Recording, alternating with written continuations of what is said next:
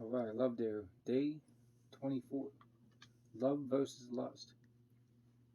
The world is passing away, and also its lust. But the one who does the will of God lives forever. 1 John 2:17.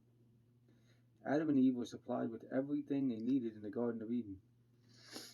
They had fellowship with God and intimacy with one another. But after Eve was deceived by the serpent, she saw the forbidden fruit and set her heart on it. Then Adam joined her in sin, and they both ate against God's command. That's the progression from eyes to heart to action, and then follow shame and regret. We too have been supplied with God, or supplied by God with everything we need for a full, productive, enriching life. Jesus promised our material needs for food and clothing would always be provided to God's children. Matthew 6:25-33. And the Bible goes on to say that we should be content with these. 1 Timothy 6:8. God's blessings, however, go so far beyond fundamental needs. He richly lavishes his love, spirit, and word upon us. Yet, like Adam and Eve, we still want more. Chuchi, we're trying to read here. Let's try this again. Yet, like Adam and Eve, we still want more. So we set our eyes and hearts on seeking worldly pleasure. We try to meet legitimate needs or in illegitimate ways. For many, it's seeking sexual fulfillment in another person or in pornographic images designed to feel like a real person. We look, stare, and fantasize. We try to be discreet but barely turn our eyes away. And once our eyes are captured by curiosity, our hearts become entangled. Then we act on our lust. We could also lust after money, possessions, power, or prideful ambition. We see what others have and we want it. Our hearts are deceived into saying, I'd be happy if I had this. Then we make the decision to go after it. But those who want to get rich fall into temptation and a snare, and many foolish and harmless desires, No. Figures when we got to which talk about plunge love men versus into lust. which plunge men into ruin and destruction. Lust is an opposition to love. Instead of being grateful for what God has been given us, we set our hearts on something outside the boundaries of His provision. Lust makes good things that we don't own into the objects of our future happiness instead of God. And for a believer, it's a step out of fellowship with God. That's because every potential target of lust, whether it's young coworker, a film actress, the $500,000 house, or a sports car, can become an obsession, an idol in our heart. Notice though it says a $500,000 house. That's not a person. That means you can lust after things and be obsessed with it that you shouldn't. And a sports car, lots of people What a waste. I don't want to pay for that. lust their cars. All right, lust always restlessly wants more. What is the source of the wars and the fights among you? Don't they come from cravings that are at war within you? James 4:1. Cravings of food.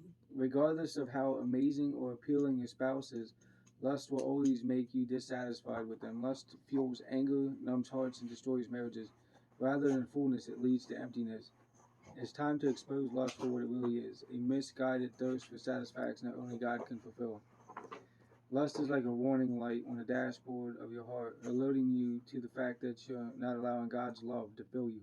When your eyes and heart are on Him, your actions will lead you to lasting joy, not to endless cycles of regret and condemnation. His divine power has granted us everything pertaining to life and godliness through the true knowledge of Him who called us by His own glory and excellence. For by these He has granted to us His precious and magnificent promises, so that by them we may become partakers of the divine nature, having escaped the corruption that is in the world by lust. 2 Peter 3-4. God isn't asking you to give up your lust for nothing, leaving with you no comfort or adventure to take their place. He is not denying your pleasure, just redirecting you away from the sinful and unsatisfying things to the pure and greater pleasures found in Him. and in what he provides.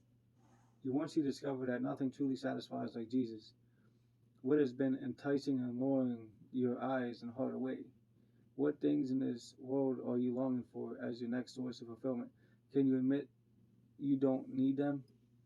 Are you tired of being lied to by lust? Are you fed up with believing that forbidden pleasures are able to keep you happy and content when you know that they can't?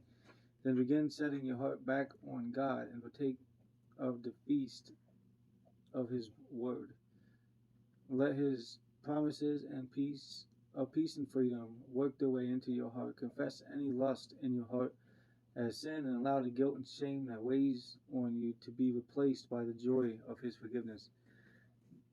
Daily receive the unconditional love he has already proven to you through the cross.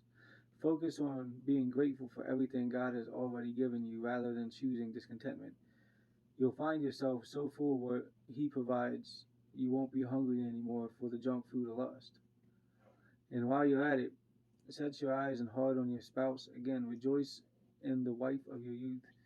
Be exhilarated always with her love. For why should you, my son, be exhilarated with an adulteress and embrace the bosom of a foreigner? For the ways of a man are before the eyes of the Lord, and he watches all his paths. Proverbs 5:18-21.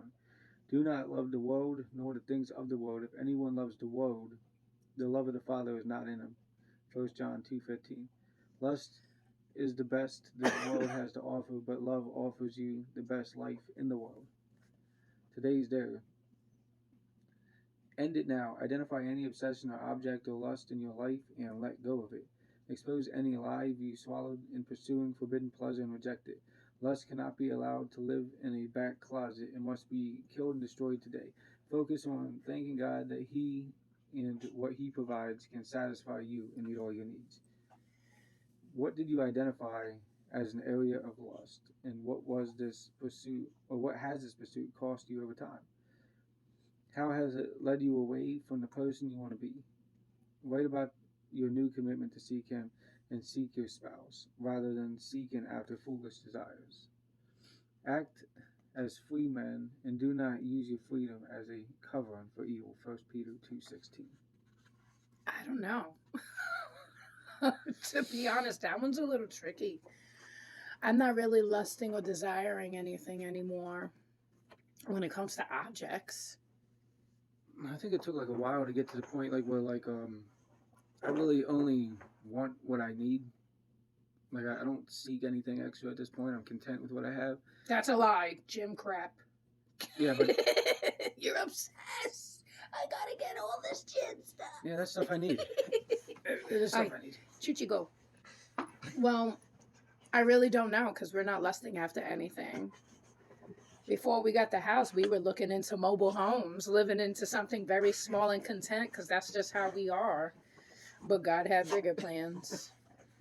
And when you walk through a house that's like a mansion, you realize, I do not want to pay for that. So, and then you realize that when it comes to the cars, oh my word. Choo-choo. So we are going to say God bless, have a great day.